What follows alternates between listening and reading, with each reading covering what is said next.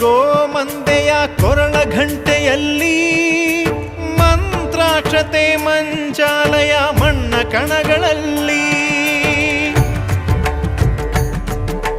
ಮೂಲ ರಾಮ ನಿನ್ನ ತಂದೆ ನೀನೆ ನಮ್ಮ ತಾಯಿ ತಂದೆ ಸತ್ಯದ ದೀಪ ಹಚ್ಚುವ ಕರುಣೆಯ ಕಿರಣ ಚೆಲ್ಲುವ ರಾಮನ ಸಾರ ತುಂಬುವ ಹನುಮನ ಶಕ್ತಿ ನೀಡು